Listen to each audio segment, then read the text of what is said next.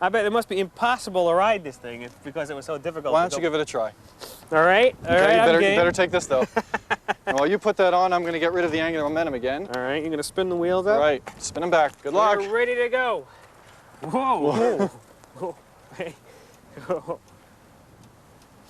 You know, once you get used to this, it's not so difficult to get it to work right. How's it feel? Feels pretty good.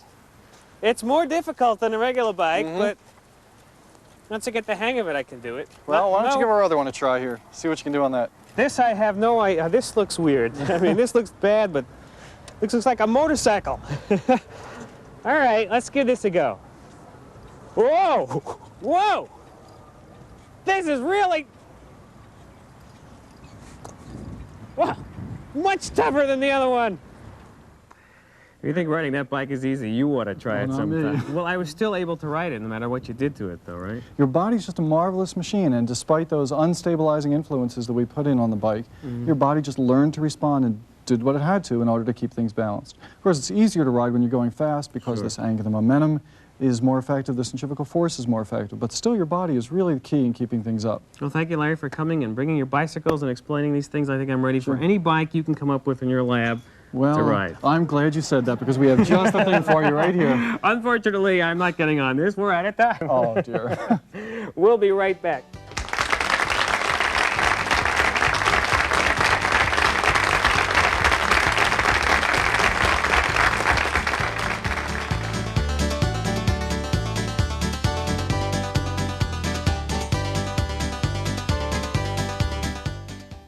Back in the audience now, let's get another question. This one is a letter written by Utpal Dave of Maplewood, New Jersey, who writes, my question is, why does helium make your voice go up higher? I would appreciate it if you would respond to this letter. Okay, we're going to find out with the help of Dr. Jan Siri, a biologist from Macalester College. Welcome again, Jan. Thank you, Ira. Let's talk helium, huh? Okay, I have brought some helium for you, and if you would like to just inhale this helium and say something. Just inhale it. Folks at home.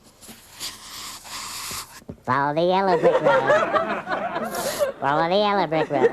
I've got a new career. Yeah, you may need a new career. What is going on here? Well, as the letter writer said, why does it make your voice go up? It actually does not make the pitch of your voice go up. It doesn't? No, it sounds like it does, I but it sworn doesn't. it did. Right. Okay, in order to understand what's going on, I have to talk just a bit about the human voice. All right. Okay, there's a source of vibration that makes the sound waves, and that's the vocal cords, and they're right behind the Adam's apple. And they vibrate and put sound waves into what we call the vocal tract. Makes and sense. that's the area from the voice box up to the lips. Now, that's a hollow tube. And every hollow tube will resonate when you send sound waves through it. Okay? So what you actually hear is the vocal cords, but also the resonance of this tube. There are a lot of frequencies in the resonance. A lot of and frequencies. some of them are enhanced by that particular tube. All right, now what does helium have to do with Okay, it? well, helium is a very, very light gas, 7 times lighter than air, and sound will then go faster through this less dense medium. It goes about 2.5 times All right, I'm faster. following that. Okay, now the resonance frequencies of a tube are determined by its geometry, but also by the speed of sound in that tube. So if you increase the speed of sound, you raise the frequencies of resonance that are going to occur when sound waves are put through that tube. So then the higher frequencies stand out. That's more than the exactly right. That's exactly right. That's what happens when you breathe helium. Amazing. Now I'm going to do a little demonstration. I brought sort of an artificial voice here. There's this source of vibration here, and what we're going to do is put a little bit of helium in this chamber and see how it changes this. Wow. That's amazing. Okay, it makes it sound higher, but actually the pitch of this original instrument stays the same. Now, is it dangerous to inhale helium? I mean, Well, if you do it repeatedly, then you're going to suffocate. Right, but no, not just, you know, one little balloon. That's okay. all right, then let me just try one more for fun here. Okay. Now I know how it works. Let's see if I can make use of it. Okay. Thank you, Jan Siri. We have to go on to something else. Now for our featured journey back in time, selected short subjects in science and technology that some people would like to forget.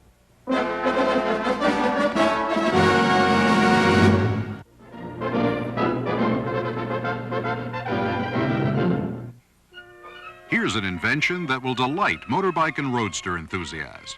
They're goggle wipers. Driven by fan power, the wipers will keep the goggles free of any mud, dust, or rain that comes your way.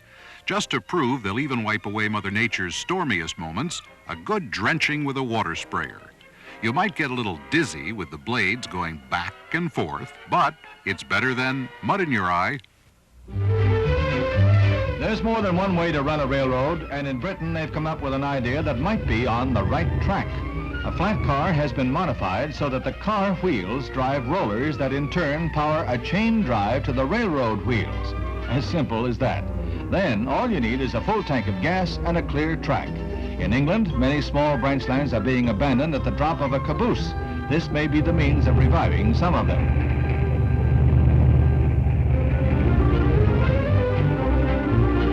After giving this some thought, we were just wondering, suppose you get a flat.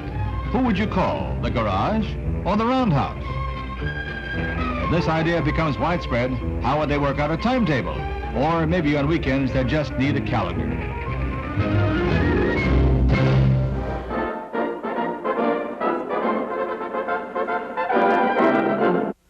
Technology marches on, I think.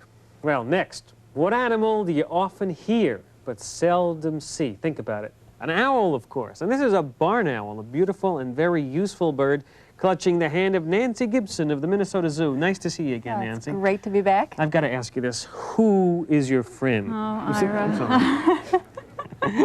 My friend is named Radar, and as you said, he's a barn owl, and he does live in barns and other types of old buildings and hollows and whatnot. He's beautiful. Isn't he gorgeous? He really is. Now look at that face. You can see, look, they've also called him the monkey-faced owl or the sweetheart owl, and that's called that facial disc, all those feathers It around does look there. like a heart, shaped like a heart. Right. And just looking at this bird, look at the head, and it's so much larger in the comparison to the rest of its body. And that's because it holds a lot of hearing apparatus. Hearing it. We usually think of an owl as having good eyesight, but we don't usually talk about its hearing. Well, they can see in light 100 times dimmer than humans, but their hearing is what's really phenomenal. As we talked about that facial disc, those feathers actually direct the sound to their ears. And it's just kind of like cupping the back of your ear with your hand. Right. Well, you don't see their ears, but they're slits, and they're behind their eyes, and one's lower than the other, or higher, as the case may be. And as I said, just phenomenal. Some researchers have found that barn owls can hear a half-mile away a mouse squeak. Wow. So we've talked about a couple of the different tools they have. It's their eyesight and their phenomenal hearing. And their other phenomenal tool is the ability of silent flight. Silent flight. That's your cue, Ira. Oh. I want you to pick up this glove. So early in the season, I'm getting to be an animal handler. That's right. Okay. Okay, I'm Want going me to hold on to him? Hold on to Radar here, and then if you'll walk back, we're going to try a little flight here. There we go. And demonstrate silent flight. Okay. Now, silent flight is their feathers that are located, especially on the primaries. Those are their front feathers. And they do, the air can pass right through there because they're uniquely frayed on the edges. I can see and that. that gives them the ability of silent flight. Okay, Radar, get ready to do your thing here.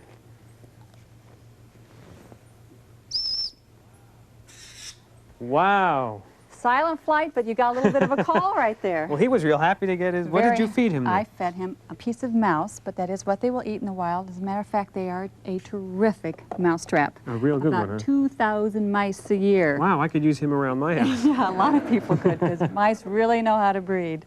What else does he eat? Other small rodents? Yeah, I'll eat other small rodents. Okay, Ira, you're not done yet. Ooh, get him back. Get Come him on, back. Radar. That's it. Lift your hand up a little bit. Okay, now we've got another friend here. Oh, look at this owl. Looks like he is from right out of Hollywood, Central Right out Casting. of Hollywood. Did you hear that noise? Yes. Okay, that's a little bit of a protest that he's doing right now once we get him settled down here. This is a great horned owl, known for those ear tufts up there. Now, they're not horns, they're not ears, they're just basically feather tufts. And a lot of different types of owls have these ear tufts, and they use it for species identification so they can tell each other apart. Look at those eyes. Aren't they gorgeous? Just big and round and clear. And look how he turns his head. Right. It's not true then that they can turn all the way around. That's right. It's not true. They can turn their head very fast, though, but they can only turn about 3/4 of the way around. beautiful. But this animal is called the flying tiger. Flying tiger? Yeah, we talked about how radar takes small rodents and mice. This owl can take mice, rodents, squirrels, skunks, and even a porcupine. Very carefully, I'm sure. Yes, very carefully. So it's well-earned big title of flying tiger. Well, he's much bigger than this owl, too. Right. She is much bigger. Excuse me, how can you tell? Well, in the bird of prey family, that's eagles, owls, hawks, and falcons, all the females are about a third larger.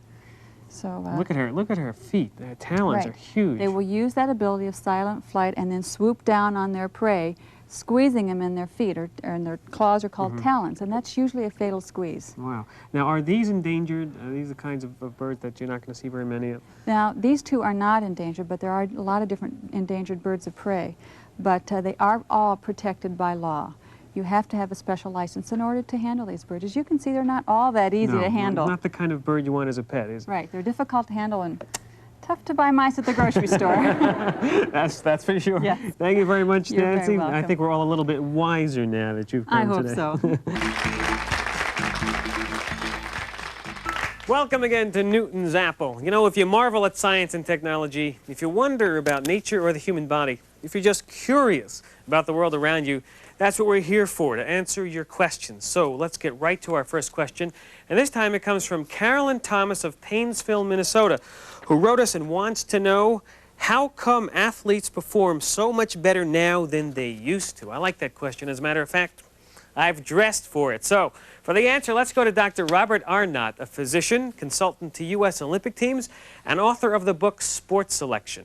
Welcome to the program, Dr. Arnott. Good to be on board, sir. Let's get right to the question. How come athletes are breaking so many more world records now than they used to? Well, there are more of them in the sport. They have better nutrition, great high-tech equipment, and perhaps most importantly, they now have science on their side. Oh, really? Science? Let's talk about that. That's what we're here for. What kind of science are you talking about? Well, first of all, science is going to make the biggest difference in the next 20 years of sport. Secondly, we're talking about doing sports selection, very accurately deciding what sports someone ought to do and how they best train at it. And secondly, using these very high-tech computerized methods of training athletes. So to look at sports selection to begin with, someone might have very narrow hips, long legs, endurance muscle, springy tendons, big heart and lung. They'd be a marathon runner. Not me. You, though, with shorter legs, a little knock-kneed, a little pigeon-toed, Wait, let's not get carried away. good skills, might be a downhill ski racer. So you see, there's no such thing as an all-around natural athlete. We all have specific talents, but we all do have talents, and you can test for them rather simply without using very complex equipment. All right, let's do some of those tests. Now, this is a solid-state, high-tech ruler that we use to detect reaction time. It could be done with very expensive equipment, but in essence, each one of these inches here represents so much time. 5 inches is the very best score.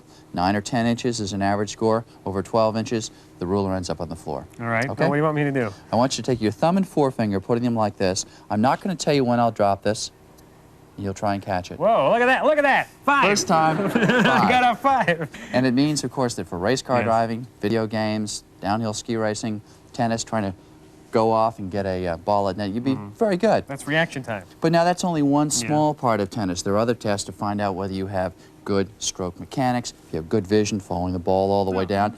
And 2 other tests that we're going to do here are for your gross body coordination. That is, are you agile? Do you have good balance? Can you stay on your feet when a ball comes across? All right, I'd like to find out how good I'd be at tennis here. I try enough. Let's see what I'm doing This test wrong. was originally designed for the Austrian ski team, now used for the U.S. ski team. And Bill Johnson, Debbie Armstrong took these tests and, of course, had super high scores at them, showing that they were good athletes as well as being good skiers. What do you want so me if to you do? go right to the center here, I'll have you jump over each side in succession, going all the way around for 3 complete revolutions. 3 of them. On your mark, get set, go!